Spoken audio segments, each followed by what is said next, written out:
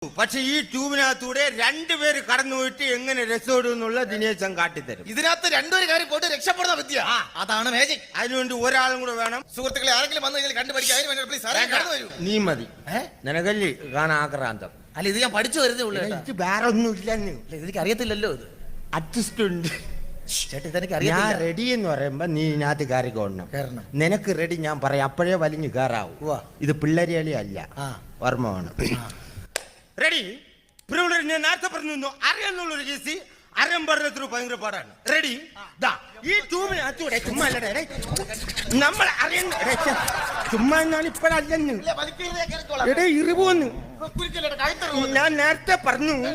അറിയാന്നുള്ളവർക്ക് easy തൃപ്തിയായ എനക്ക്. ഞാൻ ഇപ്പഴല്ലെന്ന് നീ ഒന്ന് ഇങ്ങനെ ആക്കിയാന്. ഈശ്വരോ, ഇതെന്തൊരു പാടടേ ഇത്. എന്റെ കൈ എവിടെയാടേ?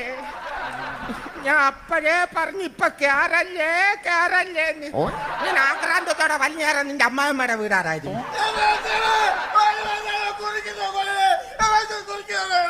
ഇത് ആര് ഭാഷയുടായത്?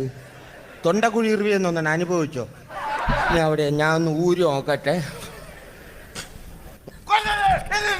എനിക്ക് ഊരണ്ട, അവിടെ ഇരുന്നോട്ടെ. എടേ, ഞാന് എനിക്ക് ഇന്ന് കല്യാണത്തിനുള്ളതാണ്. നീ ചുമ്മാ സമാനപ്പെട്. നീ സമാനപ്പെട്ടൊന്ന് ആലോചിച്ച് നോക്കാണ് ആദ്യം എങ്ങനെയാണ് ഇങ്ങോട്ട് കയറിയെന്ന്. അതുപോലെ ഒന്ന് ഇറങ്ങി പോവാൻ നോക്കിയാണ്. വേണ്ട വേണ്ട, അവിടെ ഇരുന്നു. ഉള്ള പിടുത്തവും പോയി. നേരത്താന്തോ പുല്ലിനെ വലിച്ച് കയറ്റാൻ തോന്നിയത്. എടാ നീ എടാ എത്തിയേച്ച് പോടാ. നാട്ടുകാർ കണ്ട തെറ്റിദ്ധരിക്കൂടെ? ബാക്കിയുള്ളവനെ പറയിപ്പിക്കാൻ വന്നിരിക്കുന്നത്. ഇപ്പോഴുള്ളവരെ സംഭവം എന്തായാലും കുരിയും പോയി. ആരെങ്കിലും ഉണ്ട് ഒന്നൊന്ന് രസം എടുത്തു പ്ലീസ്. ഇത് നല്ല കളിയാണല്ലോ. ഞാൻ കൂടെ